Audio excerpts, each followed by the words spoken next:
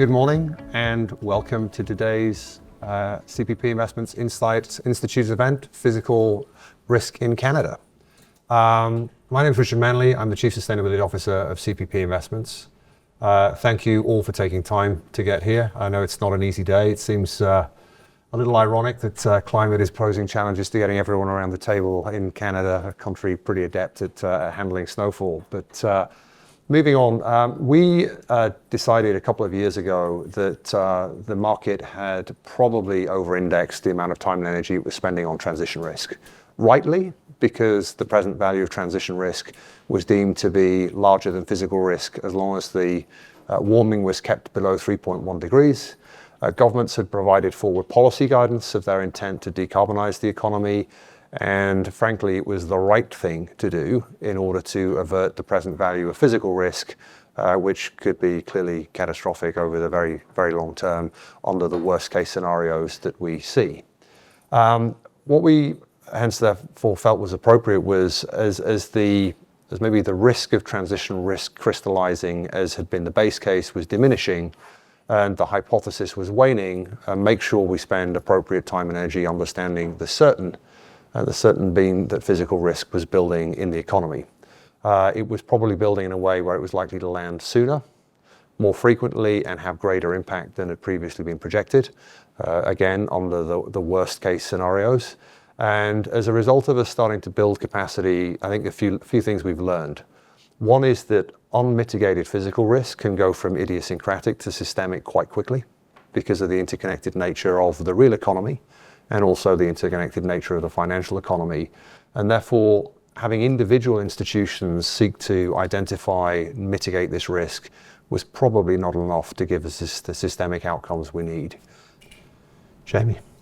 Thanks for the intro, Richard.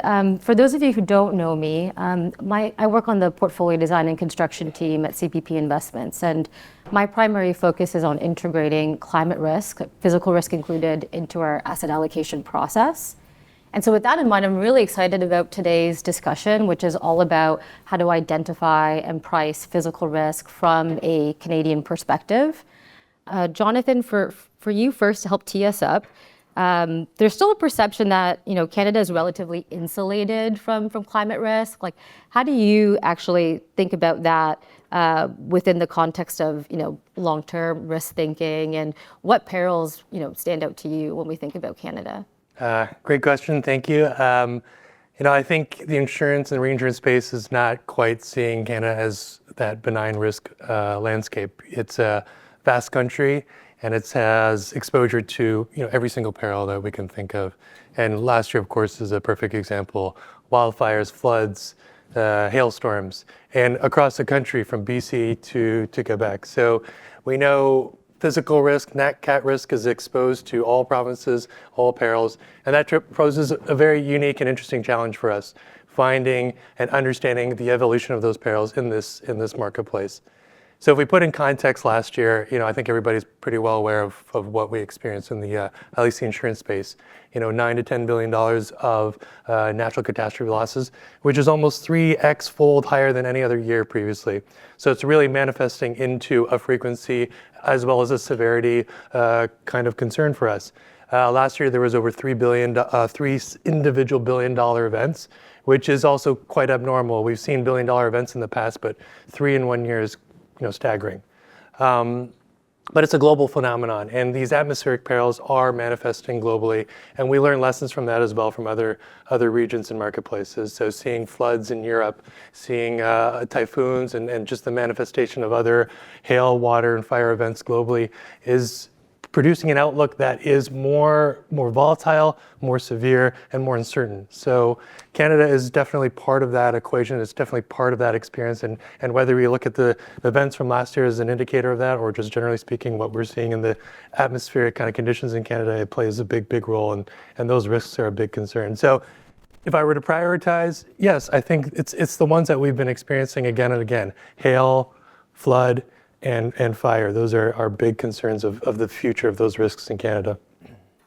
That's helpful context, because from what I've seen, I think there's often a bias where hot emerging markets tend to be the most vulnerable to climate risk. But I think there's we're at an inflection point where I think the market is starting to realize that it's also cooler, more temperate regions that are also quite vulnerable.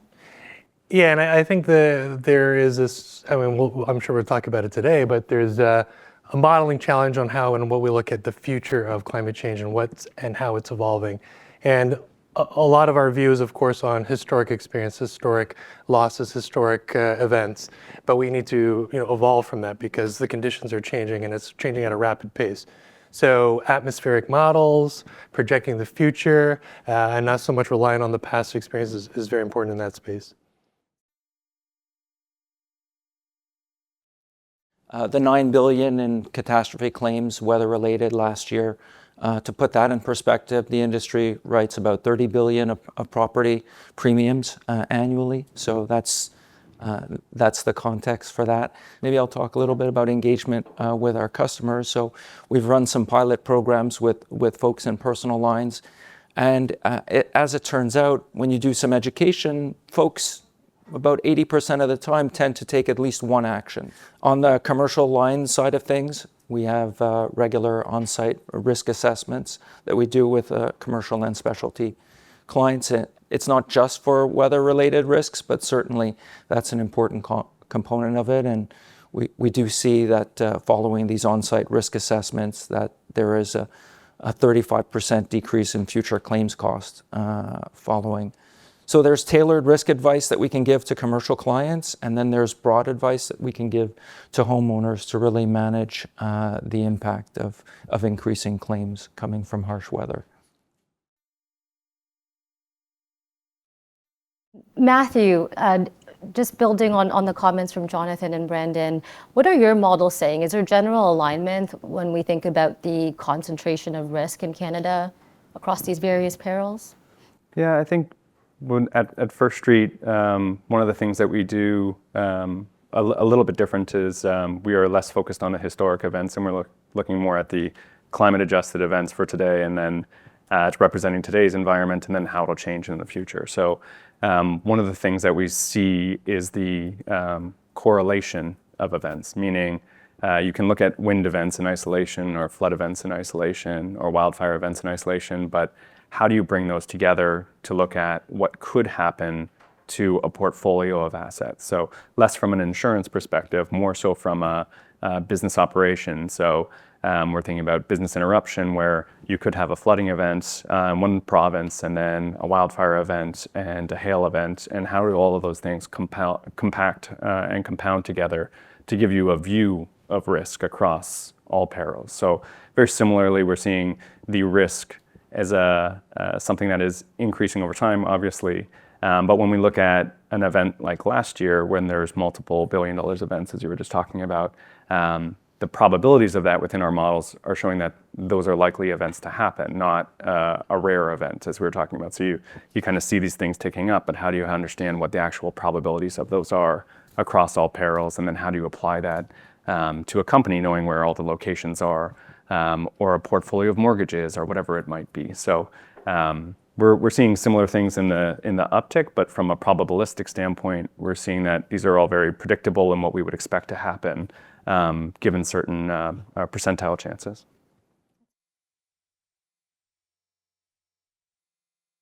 And Richard, this is a tough question for you, but just given what we know about the data, and when we think about building a resilient portfolio over the long term, how do we reconcile that with just the degree of uncertainty around physical risk?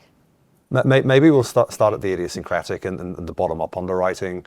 Look, I think one of the things we learned quite quickly, and this is what catalyzed a lot of the work that went into convening this, is when you think about how to decarbonize a business, it's a pretty easy workflow. It's like, what is the source of the emissions? What's the quantum of emissions? How much do they cost to abate?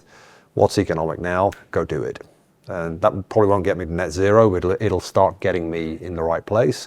And then, whether technology gets cheaper, policy interventions are forthcoming, carbon prices rise, I understand the parameters. And I think one of the challenges we encounter very quickly with physical risk is that the natural place to start is the asset. And we can look at an asset, we can call you, we can get your colleagues around, and they can say, hey, this asset would be bulletproof if we just fix the stormwater management on the east side of the building. Okay, well, we can spend some money on a wall and we're going to be fine. And I think the challenge then is the risk within the company and within the investing team that, okay, that's managed. And look, maybe for some services industries that is managed, but as soon as you start to think about this as being in the primary sector of the economy or the secondary sector of the economy, and it is part of a vertically integrated value chain where I have dependency on the viability of customers' businesses, I have demand considerations and the feasibility of continuing to get to my customers, and then all of the straight line infrastructure that the value chain runs upon is very quickly, thinking I've nailed the location-specific risk, the physical risk. Risk's been a pretty erroneous false positive. And I think one of the things we often conclude is that most of the physical risk in a specific investment actually lies beyond the four walls of the investment. It's in the value chain, it's in the infrastructure of the industry, and it's in the customer base. We've made a lot of progress in understanding the nature of the problem. And I think once you understand the nature of the problem, the first, second, third, and fourth order questions are actually pretty easy to work through. But I think even then, the concern we often have is the silver bullet often for this would be, what's the opportunity cost of inaction? How much will insurance cover cost me in the future if we don't actually invest in adaptive capacity or build system level resiliency? And unfortunately, and we can talk to why as we move forward, that number isn't naturally forthcoming. For Canada, like climate risk is real, it's here today, and there's a spectrum of risks that we need to think about. So with that in mind, maybe we can engage a little bit more around preparedness and adaptation. If we can imagine a future state where physical risk is efficiently priced and adaptation strategies are incentivized, what are the building blocks that we need in order for us to get there? So first is addressing any insurance gaps while maintaining the ability to underwrite and price in the insurance space. So we've seen a couple of examples for sure. California, unfortunately, not a great example, where a lot of constraints on price, on insurance companies' ability to underwrite, and as a result, availability suffers. Folks just can't make money. They leave the industry altogether, and that's a real problem. So avoiding that, working closely with governments when availability issues pop up. I think flood is probably the best example, and that's an area where the insurance industry is engaging quite a bit with the federal government on solutions there. The second thing I would say is building for the future. So you can certainly build homes that are much more fire resistant if you're in an area with a lot of forests. And certainly the choice of where we build is an important one as well. So sometimes the incentives for municipalities to agree or to green light further development is a little contradictory in the sense that they'll get more municipal taxes. But if you build right in a floodplain, that's going to be problematic, and getting insurance could be challenging or very expensive. And then the last thing I would say is using nature and investing in nature as a first line of defense. So wetlands is a prime example. Often it seems like a cost, right? Like a sunk cost, so we have to spend money to expand or protect wetlands, but actually there's a lot of benefits. They act as heat sinks when there's extreme heat. They collect water when there's heavy precipitation and actually prevent flooding. So there's lots that we can do. Just have to stop seeing some of these as costs and more as investments, because any dollar that we invest in adaptation actually brings back a much greater return.